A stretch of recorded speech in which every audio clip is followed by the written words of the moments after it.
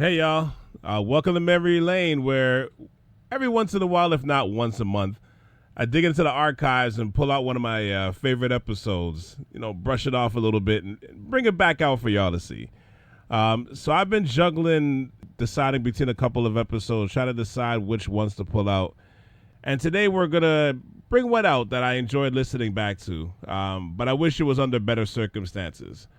It's been almost 5 years since Nipsey Hustle was gunned down in his neighborhood. The ramifications of that death was not only felt deeply in hip-hop, and most importantly, his family, but it was also felt deeply in his neighborhood that he was trying to elevate through education and business and programs and just having people believe and buy into the neighborhood. So I'm revisiting the conversation about the impact his unfinished work left. And I believe his family's still doing everything to still carry on his vision. But it's still such a sad story, man. So, my guest on that episode was DJ and producer DJ Keo and South Shore Ave family member Shawn Adonis. They were my guests, I should say, for that time. And I enjoyed that conversation, very much so, especially in light of what happened. So please enjoy this latest episode of Memory Lane. Hit the like and subscribe buttons. Click on the 5 stars wherever you listen to South Shore Ave and whichever platform you listen to my shows from. All right. And check out SouthShoreAve.com for all of my past and current shows. Once again, that's SouthShoreAve.com. 5 stars, please. Thank you. Welcome to Memory Lane. Right here on South Shore Ave Radio. All right, guys. So, as we were discussing offline, we had a hell of a week. Nipsey Hustle has passed away. But I kind of wanted, before we even get into the nitty gritty of all this, what are your thoughts on just this whole situation? Like, what are your thoughts on what happened with Nipsey Hustle? I'll start with you, Keo. When it first heard about it, I was on Instagram and I was like, because it was right around April Fool's.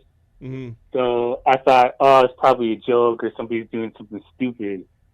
And then I just kept seeing posts and posts and posts about it. So it's kind of mind-blowing because especially, knowing that this guy was trying to turn stuff around, like that's a huge loss for a community when you have somebody that, they're looking at their gang affiliation and that kind of stuff.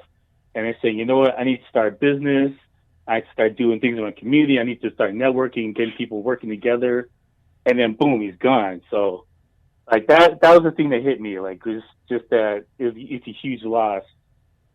And what about you, Shawn? I mean, me, I found it was really, really, it was devastating, and devastating just because I don't know, like when you hear, generally speaking, that a rapper dies, it's not like it was out of the realm of possibility in your subconscious. You know what I mean? Right. Because you're like, all right, well, this guy does blank, and he carries himself like this and moves like this, so you kind of see it coming. Like, you know what I mean? But that energy is foster that energy, right? Yeah, but and I wasn't the biggest Nipsey Hustle fan and wasn't paying attention to his daily activities and what have you. But I mean, all signs point to the fact that this dude was not really at all about any of that nonsense. Like, he was the opposite. You know what I mean? Mm-hmm. Like, he was literally about uplifting his community, about using his experiences to uplift his community. So it's like, when you see and you hear a dude die like that, and then he was a family man, you know what I mean? He was, from what I understand, newly secretly married, and it's like a lot of times, I don't know if it's just because I'm getting older, more mature, we all have families. It's like back in the day when this stuff happened, like, oh shit, Biggie died, oh shit, Pac died, and this rapper died, and it's kind of like, you know what I mean? They're human, but in your mind, you kind of liken it to characters. You know what I'm saying? Right. When you're younger, when you're watching a show, when you're watching a show when you're like, yo, kill him, man. You throw that word around like taking a life is just part of a transaction. You know what I'm saying? Right. But I think a combination of me maturing, you know, what this guy seemed to have stood for, what he seemed to have meant to everybody throughout our community.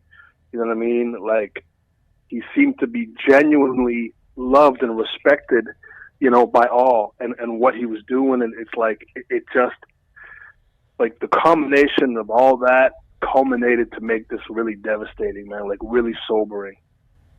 Yeah, I feel like, well, it's funny because the first time I heard of it was the wife. Like, she basically sent me a text, like, some rapper name. She's like, she didn't really know what Nipsey Hustle was, but she's like, I got a message Nipsey Hustle died. I'm like, man, come on. But you know, but in this day and age, my you never know. No, you never. Not even just that. But the thing I revert to immediately is Twitter.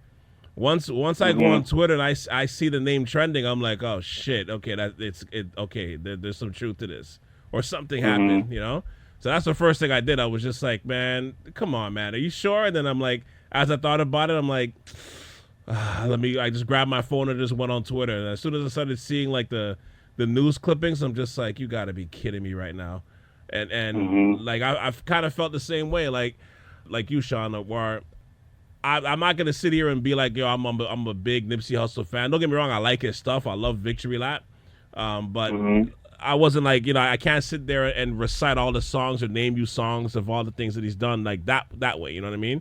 And it takes me back too, because as you're saying, to touch on what you're saying, Shawn, like when I was younger, right? When like I can remember when like Tupac died. I can obviously remember when Biggie died. And it was kind of like a surreal feeling. Like you were completely devastated, but for different reasons, because you were such a fan of their music. We followed, you know, everything they were doing at that time, because, you know, we're younger and stuff, like young adulthood and everything else. Like you're so invested in what these guys do with their careers, and especially musically, you're all invested in East Coast, West Coast beef, yada yada yada. So like for me, like, you know, when Biggie died, I remember I was devastated, because this guy was like, not only was he my favorite rapper, but I'm looking at it from the talent perspective, where I'm like, every time Biggie used to put out a record, I used to be like, yo, I couldn't wait to hear it, because I just wanted to see what he would say lyrically that'll just knock my socks off. You know what I mean?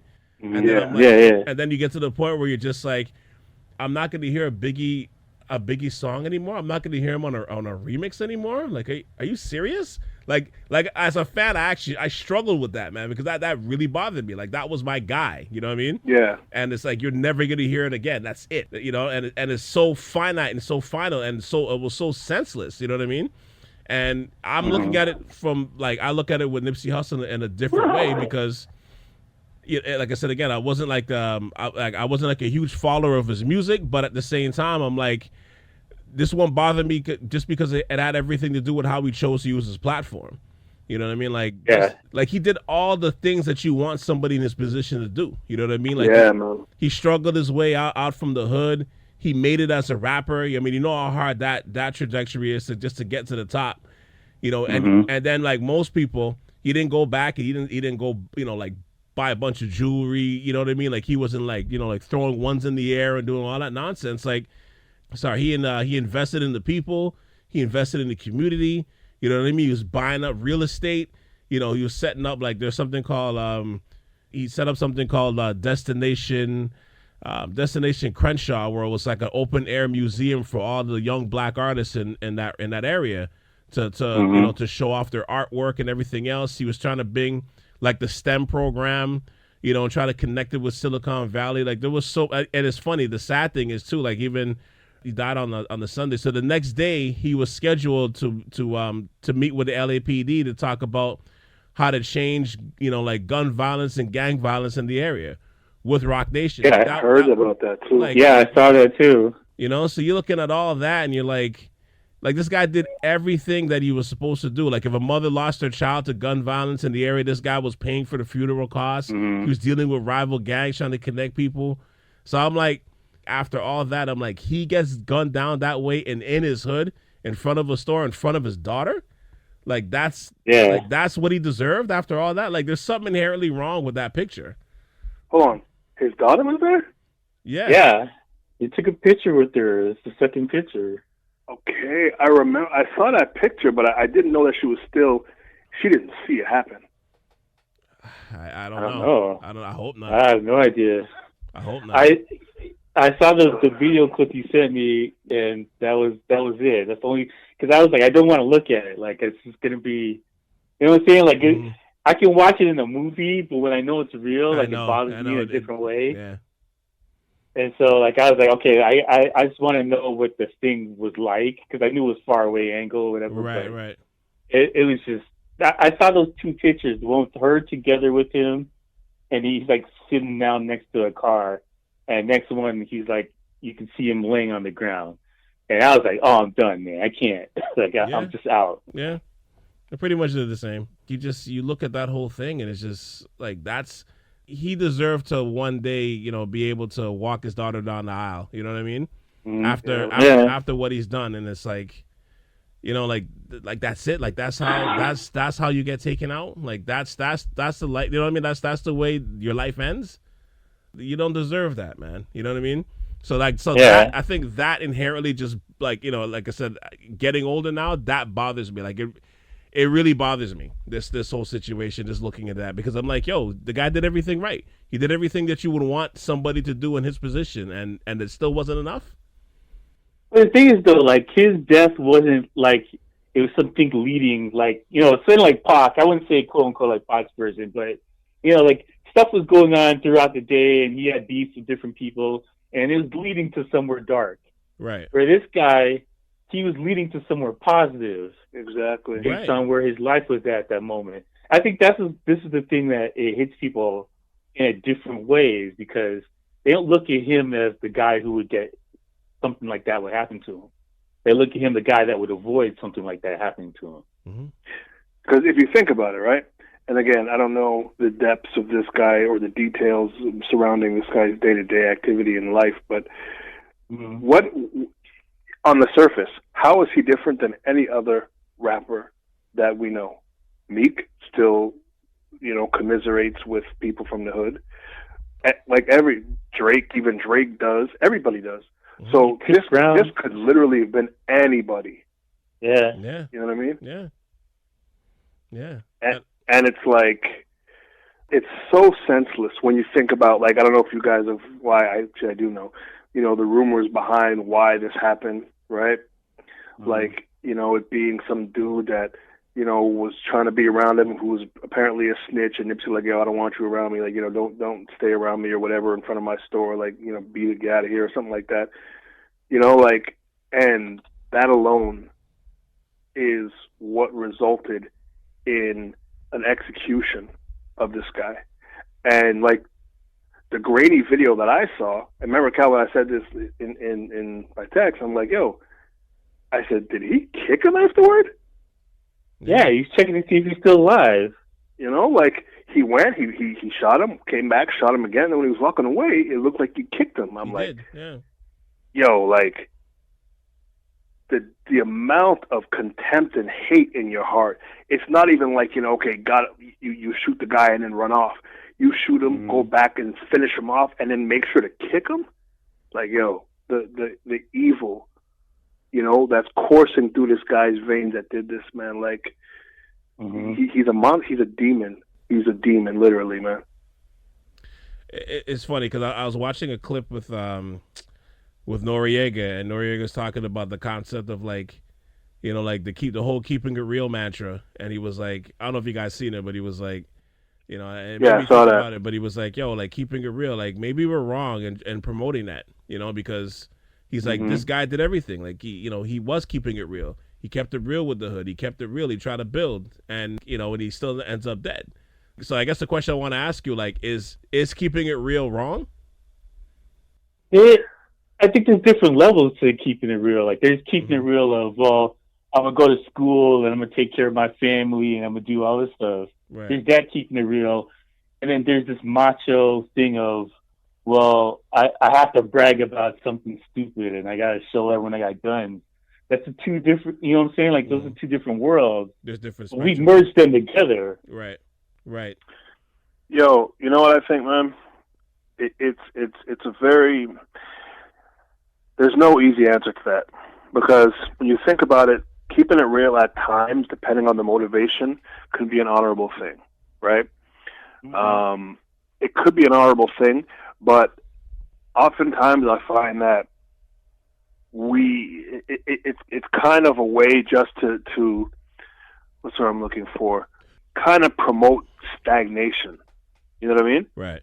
Yeah. Like, so that's like, you know, in what other culture do they say, hey, if you're successful and if you make enough money to get out of a certain circumstance, you got to keep it real and stay around that circumstance? That doesn't even make any sense at all. Right. It's true. It's true. Yeah, it doesn't make any sense. But it's like it's like that crab in the barrel mentality. Like, hey, even if you succeed, you still got to stay around here. So it's a mix of crab in a barrel mentality to, hey, let me show off and flaunt the fact that I made it. You know what I mean? And it's also another component of it. I'm not going to act like there's only two negative sides of it. There's another component that, hey, like, and what seems to be Nipsey's situation is, I made it out of there, and I want to, you know, be that motivation to show the people there that you can make it out of there, and I want to change my community. But the problem is, for everybody like him, there are people like the other people, you know what I mean, that don't give a shit about the fact that you're trying to change a community.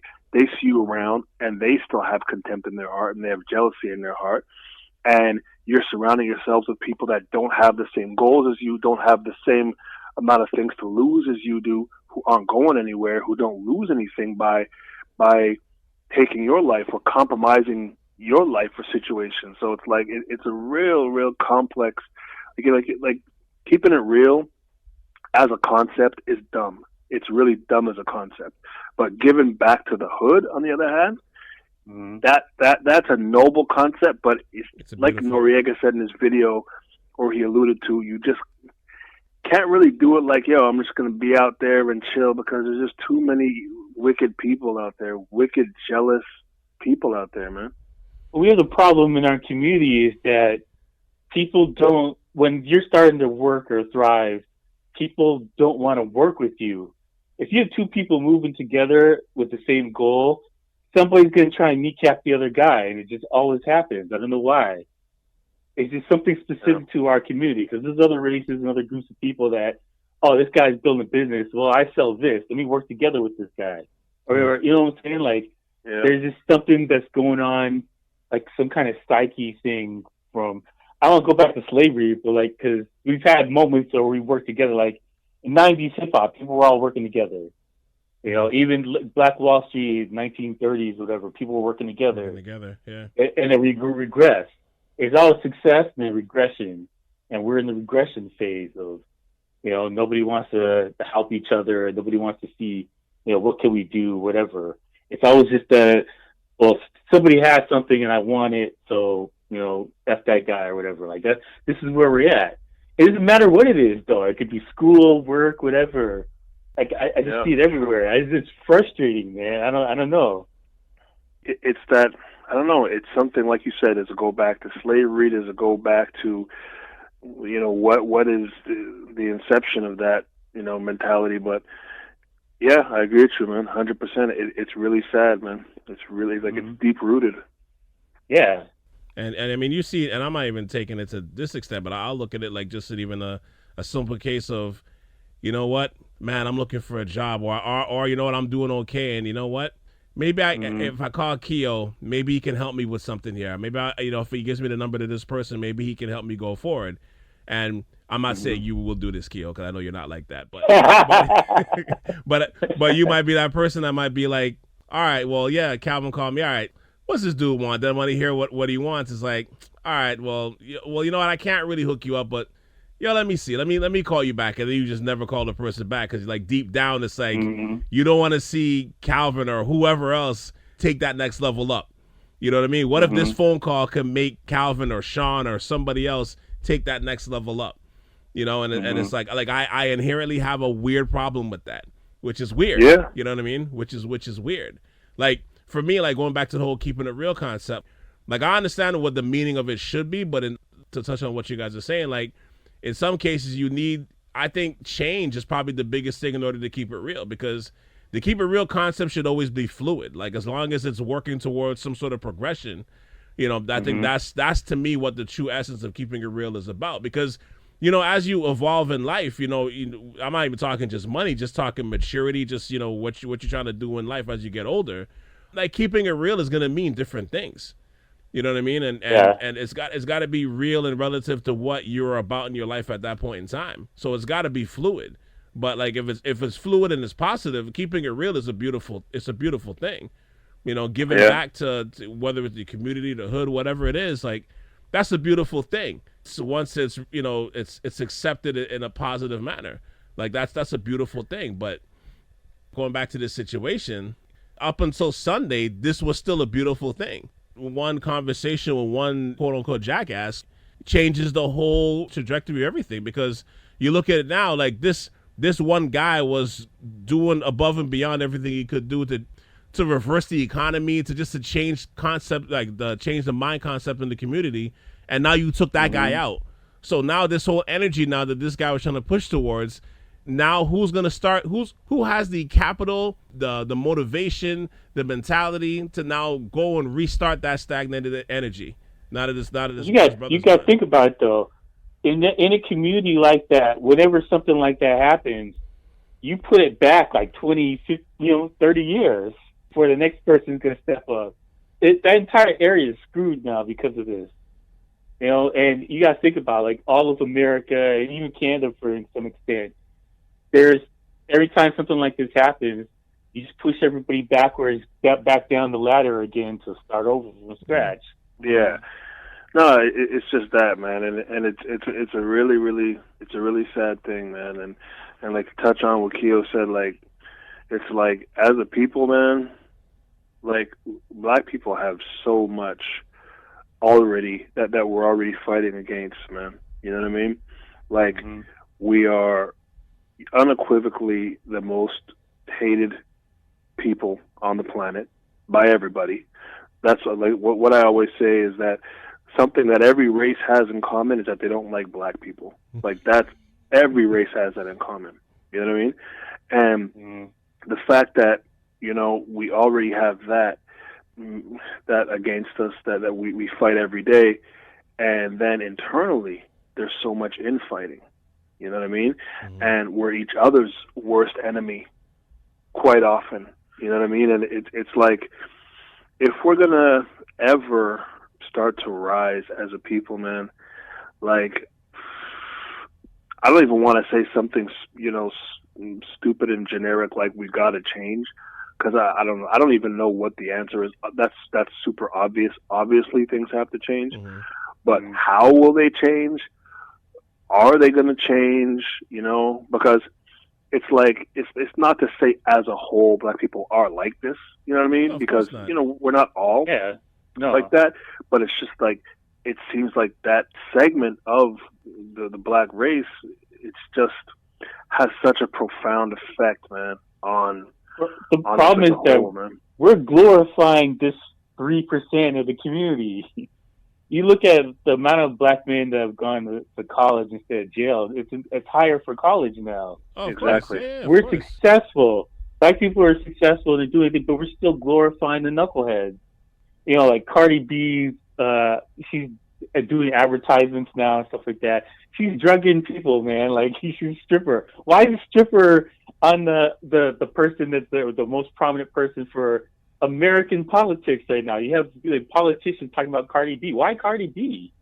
You know what I'm saying? Like, that, man. They love that. But of all the people to, like, I got to uplift somebody from the quote unquote black community, I'm gonna choose the stripper. I'm gonna choose the gangbanger. That's ridiculous, man. Because it's not like there's not other people out there. Like, Chance the Rapper exists.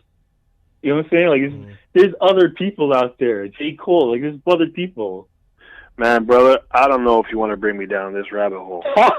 because honestly speaking, I think you might have bugged my house. Because I say this all the time. I was even telling my son the same thing. We were talking about the same thing yesterday about this whole Nipsey Hustle thing. And I was like, and I say this all the time. It's really, really sad, because it's almost like a self-fulfilling prophecy, right? We don't want to be discriminated against, and we don't want these negative stereotypes to be cast over all of us. Because like you said, They only really apply to a small segment of the black population. But at the same time, that's all we glorify. The popular music, it's all about that. All that stuff is glorified. That's all that you see any rapper, not any rapper, but a lot of the rappers out there, that's essentially their persona. That's what's pushed. Like you said, Keo, Cardi B, being like, she has a great personality, but being like, with not that much depth to her, as far as anything that she's actually saying, they love that. Oh, girl, and all that nonsense. They love that stuff. That's what they want to see. They don't want to see, black people or people of color say anything substantial. You know what I mean? Like, and that's what we're guilty in that too. Not necessarily us on the phone, but no, even us, even me. I'm guilty of that too. I'm guilty of listening to music about dudes murdering dudes, and if I hear a diss track, I'm like, oh man, he dissed him. He told him he's gonna murder his whole family. You hear this? Like, that stuff is not cool, man. But yet we love it. Yeah. No, like I'm past the point where I'm saying, well, it's the quote unquote man that's doing this to us. I'm past that. There's too many black billionaires in America. There's too many black millionaires in Canada and all over the world. We have too much resources. There's too many opportunities available for us. We're past the man doing it to us now. We got to take responsibility.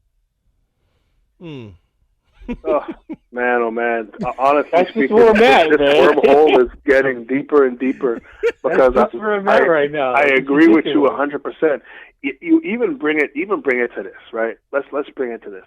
There are other cultures, and they will shop at stores owned by people of their culture, right? Yeah. Because they want to uplift themselves, uplift their own communities. You know what I mean? Black people generally don't do this. If there's a person of another race who has a store and they're selling what black people are selling for a bit cheaper, black people will walk past the black-owned store and go to that other store. They don't support each other. They don't care about supporting. When I say they, I'm generalizing, but of course there are some that do.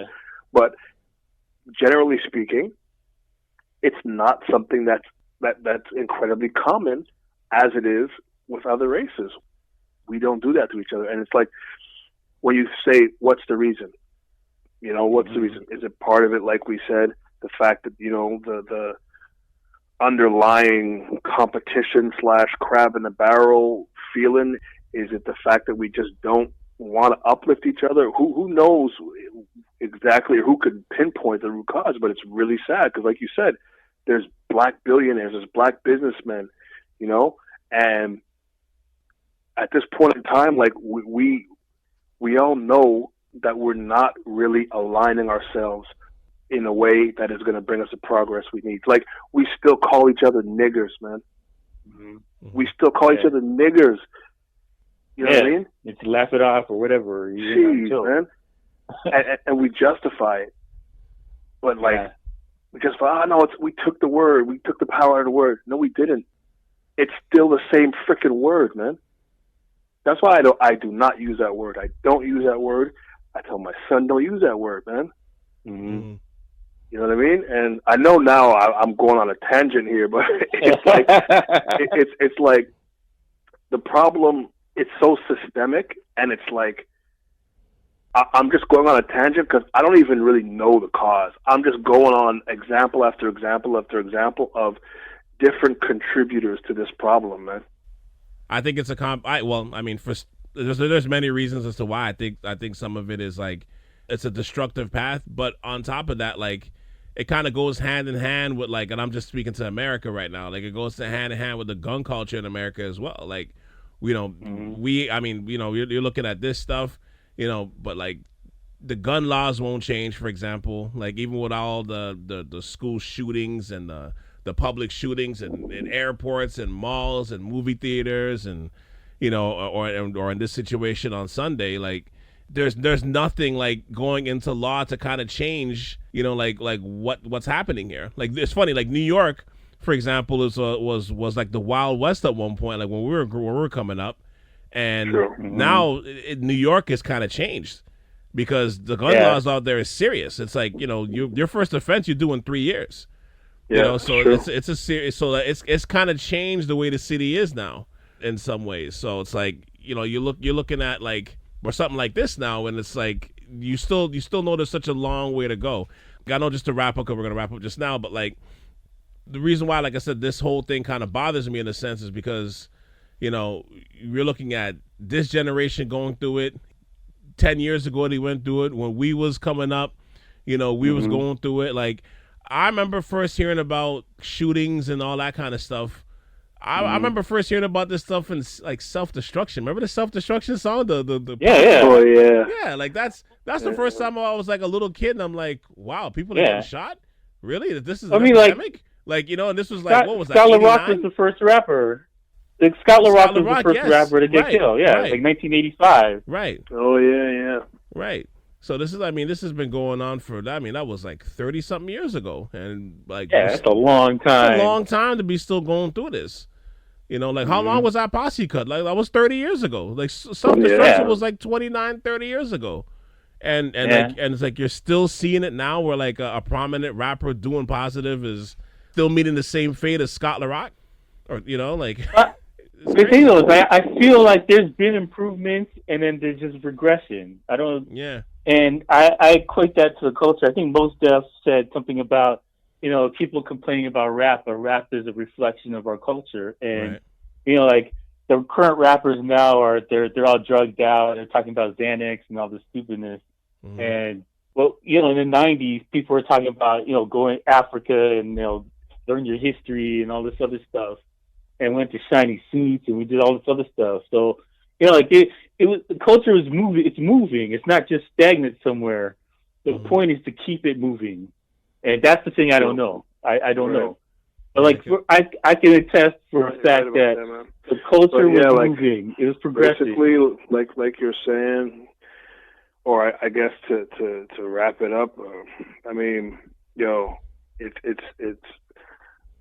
I think that this is so sad. This highlights everything that we said. Like, everything that we said is highlighted by this event, man. And it's like, you know, like I saw a video of Lauren London running into the emergency room or running to the hospital. I don't need to see that.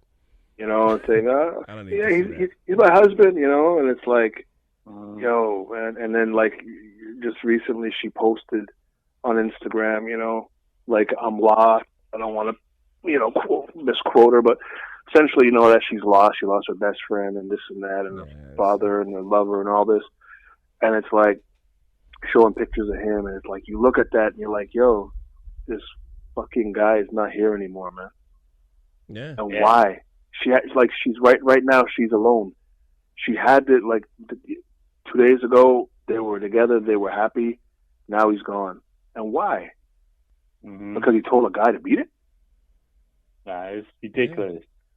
Yeah. I would say to close it up, the thing that we need to do, and we're all guilty of it, is that we're waiting until somebody passes before we start uplifting them. Because, like, Nipsey has been doing this stuff for a while, but nobody's really checking for him. They're checking for...